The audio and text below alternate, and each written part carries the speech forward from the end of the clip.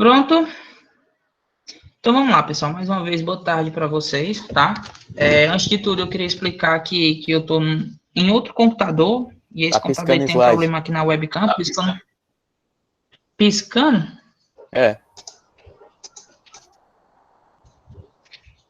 Como assim piscando? Rapaz. Tá tranquilo para mim aqui. Não, agora ficou de boa, mas tava literalmente... Agora parou. Preto e rotando, preto e rotando. Ah, É. tá bom. Então, como eu estava falando para vocês, não vou ligar minha câmera porque eu estou com problema na webcam, nesse outro computador que eu estou hoje, mas na próxima aula eu já retorno para o meu computador normal e a gente já tem a webcam, tá? Então, a aula já está sendo gravada. Então, a gente vai dar continuidade hoje ao nosso estudo sobre sistemas operacionais, tá bom? E a gente vai trabalhar um pouco sobre essa questão de componentes do sistema operacional, tá? Então, dentro do próprio sistema operacional, como em volta dele, a gente tem um conjunto de componentes que formam toda essa ferramenta que faz com que a gente utilize de forma e de viés o computador, tá bom? Então, a gente vai ver um pouco desses componentes hoje, tá? Primeiro, a gente tem que lembrar aqui uma visão. Tranquilo, quem tiver com problema de internet aí, o Ian já tá vendo a frequência. E aí vocês só informem para o Ian também, que aí ele já coloca um asteriscozinho lá para mim dizer quem que teve problema na frequência. Tá? Então, pessoal, eu acho que um slide anterior que a gente teve aí na nossa aula, certo? Na verdade, na semana em que a gente não teve aula, que foi só o slide, lá na atividade, acredito que foi a atividade 3, essa última que eu pedi para vocês, no material tinha um slide que ele falava sobre as funções do sistema operacional, certo? E nesse slide, a gente tinha duas definições, ok? Que era as definições top-down e bottom-up. Quem que se recorda dessas duas definições que a gente viu lá nesse material? Aliás, que vocês viram, né? A gente não teve aula nessa semana, mas eu passei o material para vocês. Alguém conseguiu ver isso aí? Pelo menos a definição? Pronto, né? Beleza. Então, a gente tinha essa definição de sistemas operacionais com base em duas visões, né? A gente tinha uma visão top-down, que era de cima para baixo, certo? Que era uma visão mais holística, uma visão que a gente tem desse sistema operacional, certo? Como uma forma de abstração, né? Uma vez em que ele faz esse papel de intermediário entre o software e o hardware, né? Entre os programas e os componentes físicos do computador.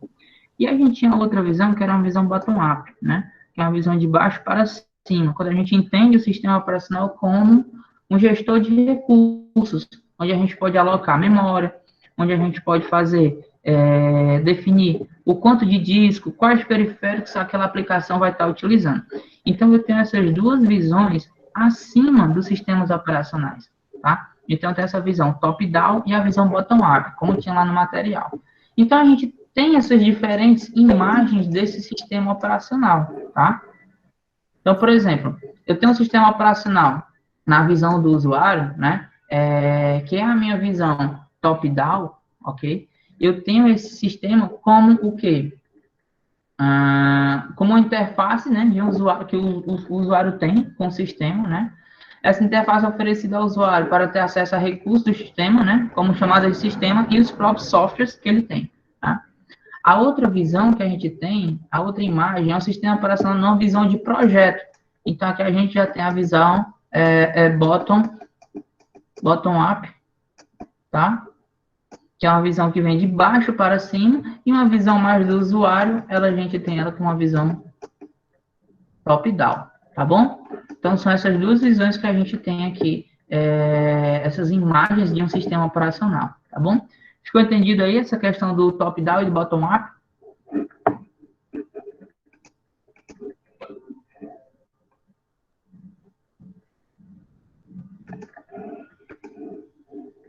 Tranquilo? Sim ou não?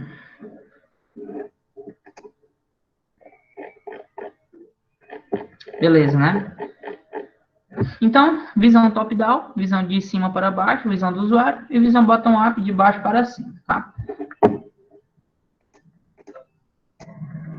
Continuando aqui, a gente chega em alguns dos componentes que a gente tem maior familiaridade dentro desse sistema, tá? Então, o primeiro componente que a gente vai trabalhar aqui, né, são as chamadas de sistema, ou system calls. Tá? Então, as chamadas de sistemas, né, é a forma com que os programas solicitam serviços ao sistema operacional. É como se fosse uma solicitação, na verdade. Então, se a gente tivesse traduzir aqui chamada de sistema, a gente poderia dizer que é uma solicitação. Então, quando a gente está em casa, a gente diz para o irmãozinho empregado, diz o seguinte: irmãozinho, traz ali um copo d'água para mim. Então, você está solicitando, certo? Está fazendo uma chamada de sistema para o seu irmãozinho para ele buscar um copo d'água para você, tá? Então, é como se fossem subrotinas, certo? É o núcleo ou kernel, certo, do sistema operacional que implementa a chamada de sistema, certo? Então, é ele quem faz o gerenciamento dessas chamadas de sistemas. Quem faz isso é o nosso amiguinho kernel, tá ok? Existe chamada de sistema associado à gerência do processador, à gerência de memória, arquivos de entrada e de saída, certo? E ainda tem também uma subdivisão, certo? Que é uma variação dessa chamada de sistema para dentro do microkernel, né? Então, o microkernel são serviços mais básicos, certo? Que são implementados no computador, tá ok? E o kernel implementa os demais serviços, empregando esses serviços básicos também dentro da sua linha. Então, o microkernel, né? Esse carinha aqui, o microkernel, ele está dentro do kernel, tá bom? Que, por sua vez, faz o gerenciamento dessas chamadas de sistema. Beleza? Facinho?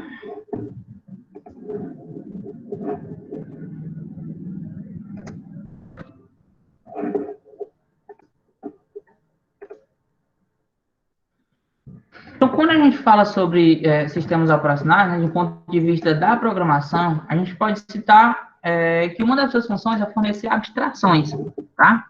Então, quem que me define aí o que é uma abstração?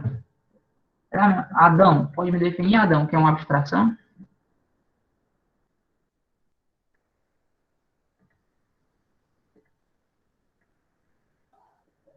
Como é, professor? O que é uma abstração?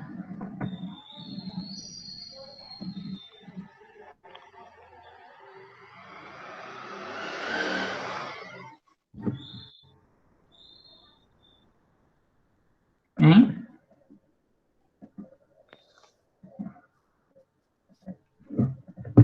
Tá me ouvindo agora? Agora eu tô, pode falar. A partir do ponto, né? Não, eu quero saber qual a tua definição de abstração. O que tu acha que é uma abstração?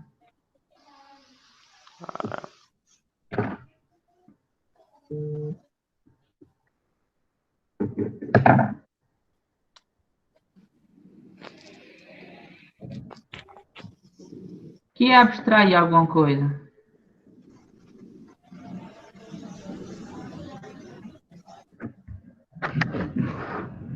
Hein?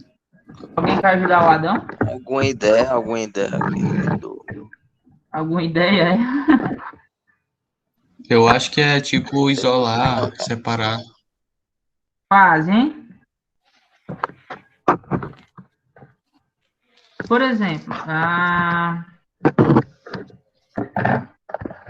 vamos supor que eu vá a uma lanchonete e queira comer um bolo de cenoura, tá? Para eu comer o bolo de cenoura, eu preciso saber como ele foi feito? Sim ou não?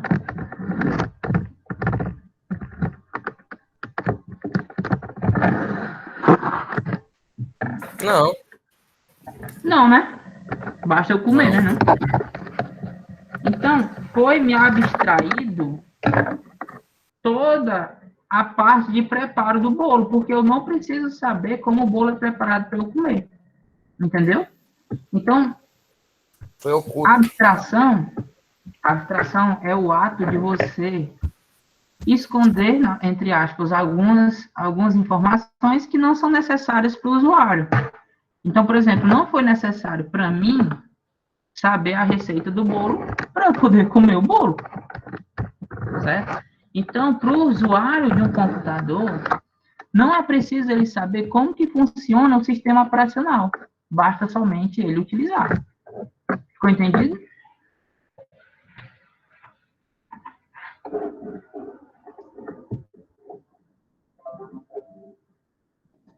Entendido aí, galera? Pronto, beleza. Tá? Então, vamos continuar aqui. Gente, ainda hoje ou amanhã, eu libero o link do YouTube para vocês, com todas as aulas que a gente tem gravadas, tá?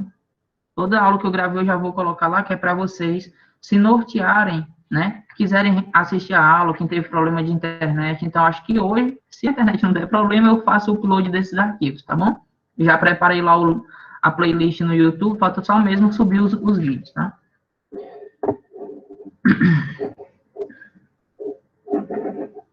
Eita. A tela de vocês ficou preta, né?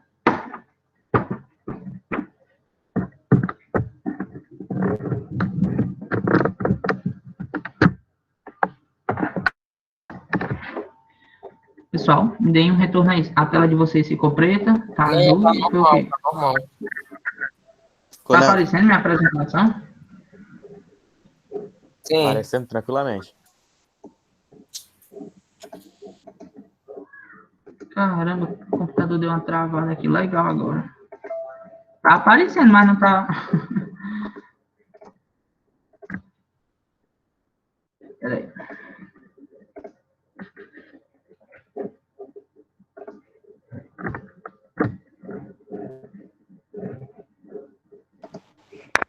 Agora ficou preto. Agora deu ruim, né? É porque só apareceu a travada para vocês agora, né?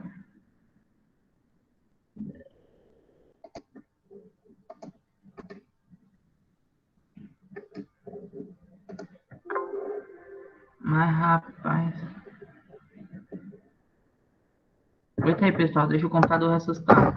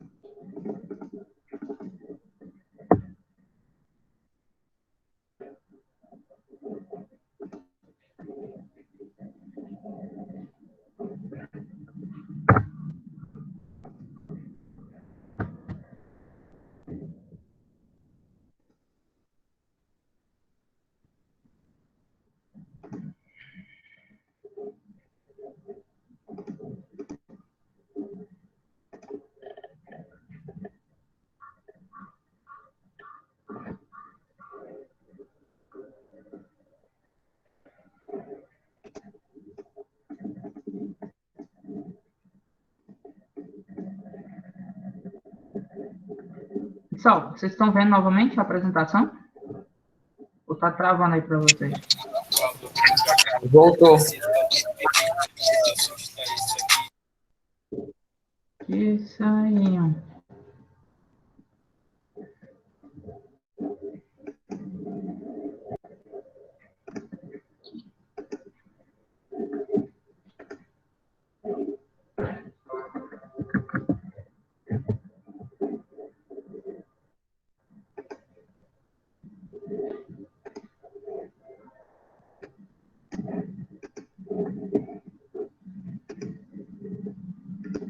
Bora lá, tá? Então, como a gente estava conversando aqui, certo? Caramba, esse computador trava demais, viu? Jesus Cristinho. Então, como eu estava conversando aqui com vocês, né? Essa questão da abstração, certo? É de um ponto de vista em que o sistema operacional, para ele ficar ativo, ele não precisa estar mostrando, não entendido como que ele funciona, certo? Então, de modo que o usuário não tenha que se preocupar com coisas específicas e complexas, além de gerenciar recursos de hardware, tá? Então, O sistema operacional ele trabalha dessa forma, de uma forma de abstração. Então, tendo isso em mente, a gente pode definir chamadas de sistema, olha aí, como funções, tá? Então, toda vida quando eu tiver uma chamada de sistema, a gente terá uma função. Vocês estão vendo PO, não estão? Se eu não me engano, acho que vocês já chegaram em funções, não já? Se não, vocês vão chegar numa parte onde a gente vai trabalhar, onde vocês vão trabalhar com funções, certo? E aqui a gente precisa entender que essas funções, né, elas são específicas e que invocam um sistema operacional para que ele faça alguma coisa, como a criação de um processo. Então, a chamada de sistema nada mais é do que um conjunto de instruções, certo? Que geram funções, onde se invoca a criação de processos, então a chamada desses processos, tá bom? Ficou entendido, pessoal? Apesar aí das falhas técnicas.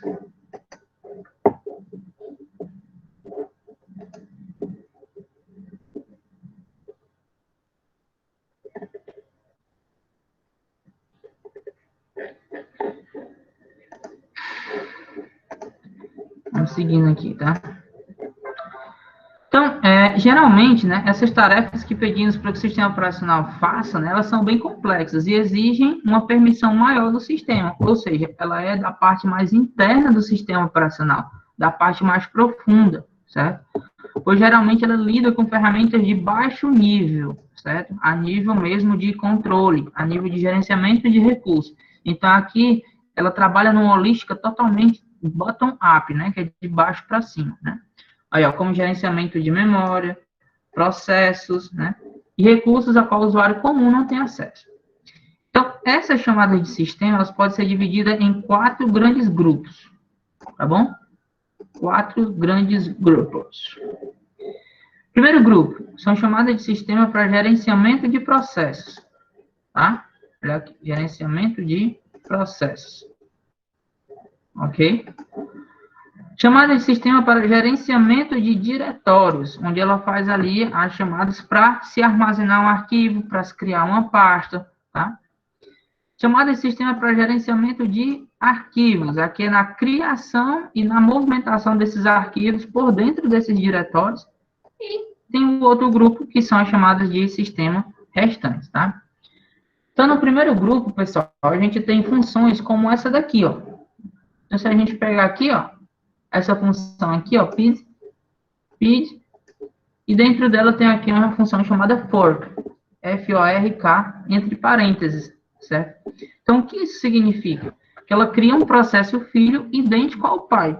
Então, por exemplo, se eu tenho aqui um Office, né, ou então um CorelDRAW rodando no computador, ele tem processos formados originários da execução desse processo, desse programa, tá? Então, se eu preciso de mais um processo, eu posso estar criando ele por meio dessa chamada de sistema aí, chamada PID e fork, né? Ó, mais embaixo, ó, eu tenho aqui, ó, a espera, né? White PID, né? Aqui ele diz que um processo filho, ele pode ser concluído, fica ali na espera, certo? Xsave, né? Ele substitui a imagem do núcleo por de um processo, e aqui este, né? Para concluir a execução do processo e devolve um status. Então, esse gerenciamento de processo, que é o primeiro grande grupo, né? Vou até riscar aqui para vocês verem, tá bom? Que é o primeiro grande grupo que a gente tem, dessa chamada de sistema, ele serve diretamente para isso, criar processo, verificar se ele foi executado e concluir a execução desse processo. Então, aqui tem um exemplo de algumas chamadas de sistema que tem dentro desse grupo, tá bom?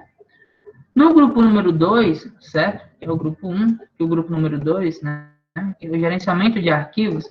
Aqui a gente já tem uma outra visão. A gente tem uma visão onde a gente tem funções como essa daqui, ó. Open, né? Aqui eu escolho o file, o nome do arquivo, raw, né? A sua categorização, tudo isso dentro de parênteses, né? Então, ele abre um arquivo para leitura, escrita ou ambos, né? Então, você sabe que um arquivo dentro de um sistema computacional, ou ele pode ser escrito, né? Quando você salva um arquivo, ele fica escrito em algum lugar, ou ele pode ser lido, né? Que é quando você consulta esse arquivo para ver, né? O seu conteúdo, ok?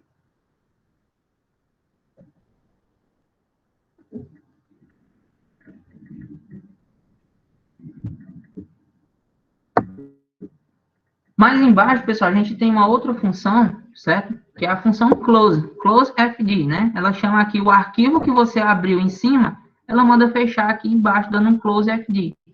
Aqui eu tenho outras funções, como o read, para leitura dos dados, o write, para a escrita desses dados, certo? Então, eu tenho um conjunto de funções, tá? Não quero que vocês se atentem diretamente a essas funções, decorar e tudo mais, porque aqui são só exemplos de funções que ocorrem dentro de cada grupo, tá bom? Então, basta só entender que elas existem, tá? Aqui no grupo 3, a gente tem o gerenciamento do sistema, né, e diretório de arquivo, certo? Então, por exemplo, aqui eu posso dar alguns comandos que a gente dá também dentro do prompt, né? Por exemplo, o mkdir, ele cria um novo diretório, tá? E o que é esse diretório, professor? O diretório é o caminho no qual você pode armazenar um arquivo, uma música, um áudio. É como se fosse o link daquele local, especificamente onde que está salvo aquele arquivo, tá? O RMD, ele remove, certo? O diretório vazio, tá? Ele exclui a pasta, por exemplo. E o mkd, ele cria uma pasta. Esse outro aqui, ó, por exemplo, o penúltimo aqui, o mount, certo? Ele monta um sistema de arquivo. A gente tem, pessoal, que os sistemas operacionais, eles são construídos em cima de sistemas de arquivos. Por exemplo, o NT... Eita. Vou botar aqui para escrever. Por exemplo, a gente tem um arquivo, tá? NTFS. Ok? A gente tem esse sistema de arquivos aqui também, tá? É um desses sistemas de arquivos que os próprios sistemas operacionais são construídos em cima dele. Então, você pode montar esse sistema de arquivo ou desmontar com essa função aqui, mount e unmount. E eu tenho aqui o grupo 4 das funções diversas, certo? Onde eu tenho aqui um tipo de função que ela é muito conhecida, que é esse chmod, tá? Essa função, pessoal, ela tem por objetivo fazer a alteração da proteção de arquivos, tá? Então, alguma vez vocês já colocaram um pendrive no computador ou então um cartão de memória, e ele diz o seguinte, ó, esse dispositivo, esse disco está protegido contra leitura e escrita, ou contra gravação, uma coisa assim, tá? Então, muitas vezes você consegue liberar esses dispositivos por meio de um comando desse aqui no próprio Linux. Você vai lá, dá um chmod, né? Tem algumas configurações, como por exemplo a 777, né, que é uma liberação geral da pasta, tanto para leitura como para gravação. Tem a 775 também, que trabalha dessa forma, mas não convém ao caso, só estou mesmo contextualizando, tá? Então, são funções que têm chamadas diversas. Então, por exemplo, essa chdir, ela altera o diretório em que você está trabalhando, tá? Chmod, ele libera essa questão da proteção, enfim. Então, resumindo tudo, a gente tem 4 grandes grupos, certo? Né? Gerenciamento de processos, gerenciamento de diretórios, gerenciamento de arquivos e sistemas restantes, né? Todos eles têm chamadas de sistema originadas para eles, tá bom? Então, por isso que é importante esse termo de chamadas de sistema. O pessoal está tranquilo até aqui?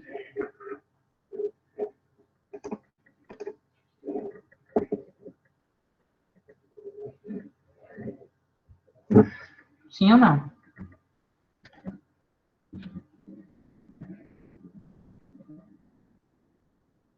Mais ou menos. Mais para mais ou mais para menos? Mais para mais. Ah. É porque, como eu disse, pessoal, é um conteúdo que, tipo, ele vai dependendo um do outro. E se você não acompanha, se você não faz a ligação de um no outro, aí você acaba se perdendo, entendeu? Então, essa distância é muito grande que a gente tem de 2 semanas para ter uma aula, a gente acaba tendo esse problema aí, tá? Mas vamos tentar minimizar ao máximo isso aí, tá bom? Pronto. A gente chega aqui na organização de um sistema operacional, tá, pessoal? O sistema operacional, ele é organizado praticamente seguindo essa estrutura aqui. Eu tenho, certo? Eu tenho as minhas aplicações, certo? Olha aqui. Eu tenho a minha aplicação. Essa minha aplicação, ela faz uma chamada de sistema ao kernel, tá?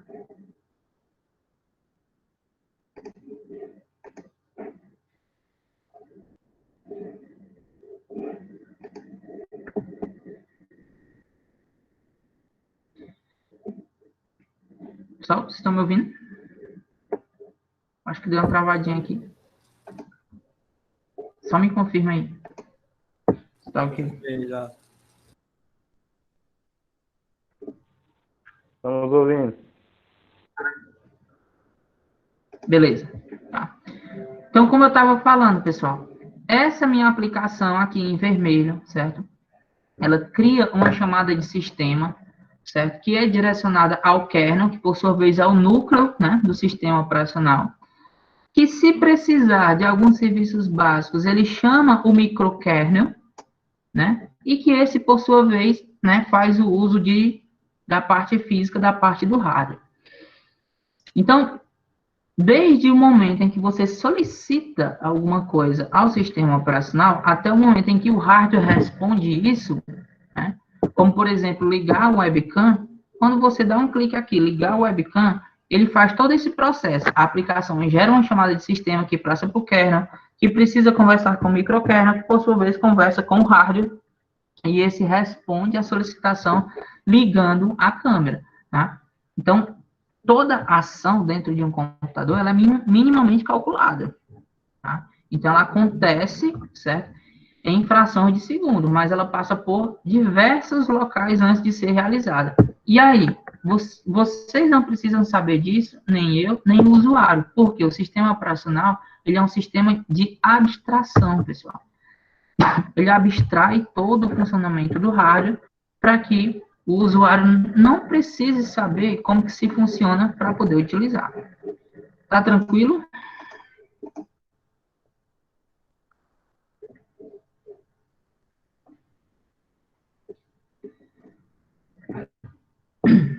Eu tenho alguns programas, pessoal, que eles são diretamente utilizados e diretamente executados fora do kernel, né? E eles implementam tarefas básicas. Então, muitas vezes eles são confundidos com o próprio sistema operacional, né? Um exemplo de alguns compiladores, algumas coisas, atuadores, certo? Interpretadores de comando, que é o nosso shell, certo? Então, ele também trabalha diretamente com as interfaces gráficas que fazem com que a gente utilize o sistema operacional, porque, como a gente sabe, o sistema operacional, ele é algo totalmente por linha de comando, tá? Então, se você quiser gerenciar todo o sistema operacional por linha de comando, é possível fazer isso, tá? Mas eles não geram essas interfaces gráficas que a gente chama de GUI, tá bom? Então, existem esses programas que rodam fora do kernel, e a esses programas a gente dá o nome de utilitários, tá bom? Esses programas, pessoal, eles podem ser executados por meio de lotes, tá? Então, vamos entender como é essa execução por meio de lote. Tá? Primeira coisa, deixa eu perguntar aqui para alguém que está presente aqui, mais eu. Deixa eu ver aqui. Minha amiga Gisele. Gisele está presente?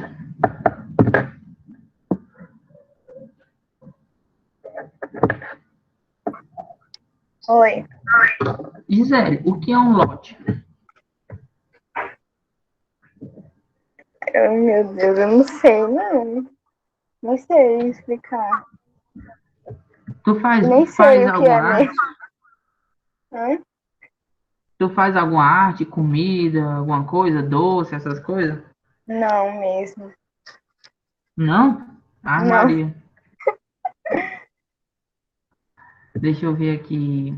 Pois vamos lá. Imagina aí, Gisele e a galera aí, que vocês são uma confeitaria. De doce, obviamente. Aí, a Gisele, que é a confeiteira mestre, ela recebe uma solicitação de 300 beijinhos e 300 brigadeiros. É muito, né não, Gisele? Liga o áudio, Gisele. Fica aqui comigo para nós interagir aqui no exemplo. Aí tu vai dizendo que sim ou que não. É de boa, né? 300 brigadeiros, 300 beijinhos. Não tenho ideia não, É. se é muito ou não. Mas acho que é. Mulher, dá para morrer de comer sozinho. Gisele, o que que acontece? se eu colocar todos esses brigadeiros, tipo num potinho, e embalar ele, um potinho com 10. Depois desse potinho com 10, eu boto dentro de umas caixinhas, e depois eu empilho 10 caixinhas dessa. Eu organizei toda a encomenda, não foi? Sim. E aí eu montei o quê? Lote. Uma caixa de docinhos ou um lote de caixa de docinhos? Um lote de caixa de coxinha. De docinho. Coxinha. Tu gosta de coxinha, né? Não sei de onde saiu, não, coxinha. É a fome. Então, o que que acontece, minha amiga Gisele? Observe aí comigo. Tu tens um lote de caixas de docinho, né? É. Pronto.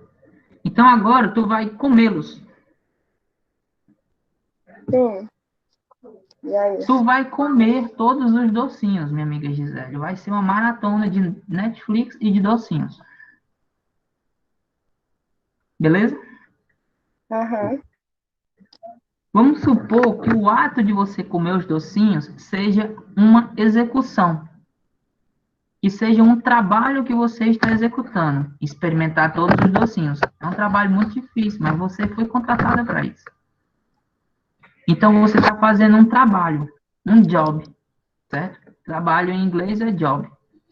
Então, esse trabalho que você está tendo de executar / comer todos os docinhos, quer dizer que você está tendo uma execução em lote. Você não concorda comigo? Concordo. Por quê? Você não está comendo um lote de docinhos? Todos os 300 docinhos? Sim. Então, você está tendo uma execução em sistemas de lote, também conhecido como sistemas BEF. Então, o que que acontece? O computador, que no caso aí é a nossa amiga Gisele, né? Ele quer executar um conjunto de tarefas, certo? E aí ele diz o seguinte, cara, pega todas aquelas tarefas que são semelhantes ou que estão naquele mesmo lote ou naquele mesmo espaço e traz para mim executar. Então, é a mesma coisa que a Gisele pega e diz, ô parceirinho, minha amiga Fernanda Cambly, traga lá aqueles 300 docinhos para nós executar eles agora. Entendeu? Então, você vai executar um sistema em lote. E o ato de você fazer isso, a gente dá o nome de job, que é um trabalho, certo? Ou um programa a ser compilado, a ser executado, ou um docinho a ser comido. Ficou entendido aí? Ficou. O docinho fica tudo mais fácil.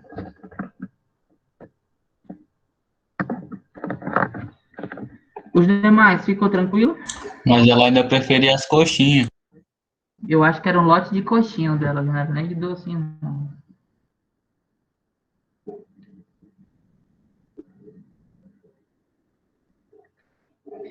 Então, a execução desses sistemas em lote, pessoal, ela pode passar pode ter uma passagem constante de diferentes jobs, né? Se for de uma forma manual ou for de uma forma automática, tá bom? Então, os jobs, eles são organizados em lote. Então, o que é um sistema de lote, Beth? É um conjunto de jobs organizados, tá bom? Beleza? Ou um conjunto de docinhos, muitos docinhos.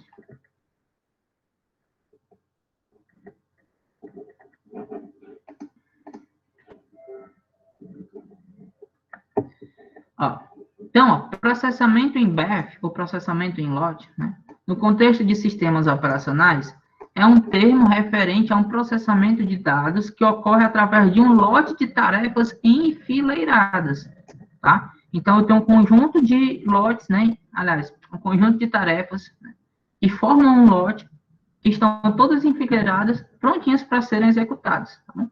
De modo que o sistema operacional só processa a próxima tarefa após, né, o término completo da tarefa anterior.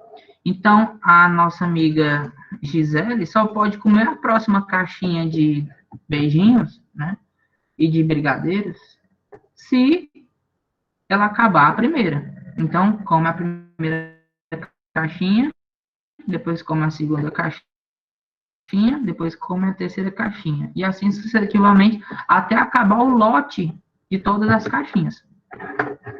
Ficou compreendido agora, galera? Então, alguns exemplos de aplicações originalmente processadas em BF, né, são programas envolvendo cálculos numéricos, compilações, ordenações, né, que a gente utiliza muito nos computadores e em algoritmos mais específicos, a gente utiliza muito a questão de ordenação, certo? Ordenação por valor, enfim, por execução, tá? Backups e todos aqueles onde não é necessária a interação com o usuário. Então, por exemplo, se existe uma tarefa que pode ser feita de forma abstrata, somente pelo sistema operacional, e não precisa que o usuário faça alguma coisa, toda tarefa pode ser executada em sistemas de lote, tá bom? Em lote, em BF, tá bom? Sistemas em BF. Capite?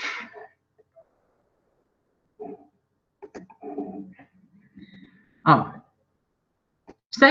Um sequenciamento automático de trabalhos, né, de jobs ou de tarefas, né, transferindo um controle de um job a outro, né, é o que a gente pode definir como monitor residente, tá? Então, ela é uma evolução, tá bom? Então, esse monitor residente é como se fosse um fiscal, certo? Que está dizendo, olha, a Gisele comeu a primeira caixa. Pronto, agora ela pode comer a segunda caixa. Olha, a Gisele comeu a segunda caixa, agora ela pode comer a terceira caixa. E assim sucessivamente. Então, é um sequenciamento automático de tarefas, ou um sequenciamento automático de docinhos, tá bom? Basicamente, ele foi o primeiro sistema operacional, bem rudimentar, certo? Mas hoje ele é utilizado, né, de forma permanente em memória. Ele trabalha com execução inicial. Cada controle é transferido para o job, certo? E quando o job termina, o controle retorna ao monitor. Centraliza as rotinas de acesso a periféricos, disponibilizando programas e usuários. Então, é isso que eu estava falando. Então, o monitor residente é como se fosse realmente um fiscal que fica vendo se foi executado. Então, o que acontece? Ele segura a caixa para a Gisele comer. Então, quem segura a caixa para a Gisele comer os docinhos? É o monitor residente. Quando ela acaba a primeira caixa, o monitor residente, né, pega a caixa vazia e entrega uma nova caixa para a Gisele comer, né? E aí eu tenho um sistema de fiscalização de como está se dando essa execução de tarefas em lote, tá bom? É como se fosse aqui um bom e velho fiscal. Olha aqui, ó, observem. Então, eu tenho aqui um conjunto de jobs, né? Job 1, job 2, job M, tá? Ele vai para o processamento, que gera uma fita de entrada. Essa fita de entrada também passa por um processamento, né, ser executada até gerar uma fita de saída. E essa fita de saída retorna para o monitor residente para ele gerar os relatórios, para ele dizer o seguinte, ó, a Gisele comeu todos os brigadeiros. Então, ela já executou todos os processos em lote, tá bom? Ficou entendido esse gráficozinho aqui? Fácil, né? É só para dizer que quando entra todos o sistema em lote aqui, com todas as tarefas, o monitor residente ele gera uma fita de entrada, uma fita de saída e, por último, um relatório mostrando se foi tudo executado, tá bom? Me dê só um retorno aí, ver se vocês estão vivos ainda. Sim. Eita, desse jeito aí. Estamos vendo. Ah, Eu acho que eu tô vivo ainda, ó. é pra Ainda cá, tô né? vivo. Ainda eu tô vivo. Vamos lá. Sistemas em BF, né, multiprogramados, né? Então, o monitor residente, ele permite a execução de apenas um programa de cada vez. Então, a Gisele só pode comer uma caixinha de brigadeiro por vez, né? Isso gera um desperdício de tempo e de CPU com operação de entrada e de saída. Então, o ato de eu ter o meu monitor residente dizendo para a Gisele qual caixinha ela come ou não, né? Se ela já comeu a primeira ou a segunda, eu gero um desperdício de CPU, ou seja, eu preciso executar, eu preciso de tempo, de execução, de processamento, só para fazer essa verificação. Então, o que foi que aconteceu? Eles perceberam que dava para melhorar isso. E aí disseram o seguinte, ó, vamos manter diversos programas na memória ao mesmo tempo, enquanto um programa realiza entrada e saída, o outro pode ser executado. esse termo de otimização, né, que diz o seguinte, enquanto a Gisele está comendo a caixa de chocolate, o monitor residente, ele já pode ir preparando a outra, entendeu? Já pode pegar a próxima caixazinha para ela, tá? Porque o que ele fazia, né? Ele só ia pegar a próxima caixa quando ele realmente visse que a Gisele acabou de comer a primeira caixa de brigadeiro. Aí era que ele ia pegar a segunda. Com esse sistema multiprogramado, o que acontece? O monitor residente, ele diz o seguinte, ô Gisele, né? Vá comendo aí que eu já vou preparando aqui a segunda caixa. Então, quando ela acaba a primeira caixa de brigadeiro, né? A primeira tarefa do sistema em lote, a segunda já está preparada. Então, aqui eu tenho uma otimização do tempo de CPU, né? E, ou seja, o meu computador fica bem melhor, tá? O nome dessa técnica aqui chama-se pipeline, tá bom? Deixa eu acertar aqui como é que escreve nesse trem aqui, tá?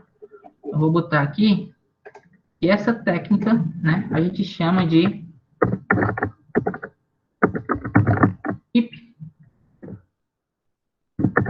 pipeline, tá bom? É uma técnica na qual, né, você faz essa otimização do tempo de CPU, tá bom? Então, quem quiser dar uma pesquisada depois aí em pipeline, é o que se refere a esse termo.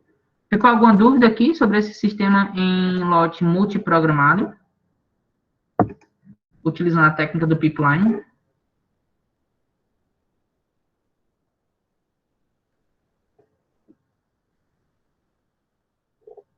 Sim ou não? Sim, querido professor. Nossa, mãe de Deus. Pronto, galerinha. O conteúdo que a gente tinha para ver hoje era isso, certo? Então, a atividade já está lá no Classroom. Se ficou alguma dúvida, a gente vê posteriormente, tá? Deixa eu só tirar aqui, ó. Presentation.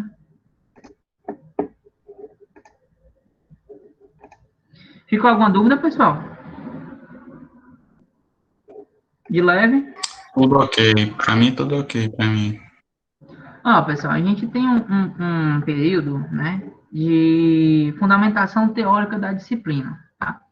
Então, acredito que nas próximas 2 ou 3 semanas, a gente ainda vai ver essa fundamentação teórica da disciplina. Depois é que a gente vai partir para a prática com máquinas virtuais, tá? Mas antes da gente trabalhar com a arquitetura de máquina virtual, a gente precisa ver as outras arquiteturas dos sistemas operacionais. A gente precisa passar por esse entendimento de execução, de processos, de sistemas em lote, tá? Para a gente poder dar continuidade, tá bom? Então, eu espero que vocês estejam de acordo aí, tá? E que esteja tudo bem para a gente dar continuidade aqui, tá bom? Alguém tem alguma dúvida?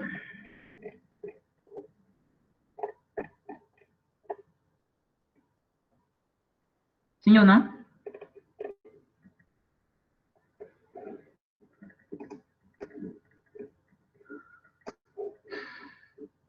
Beleza, Eu tô de né? Então, boa. deixa eu só parar aqui a gravação para poder enviar para vocês.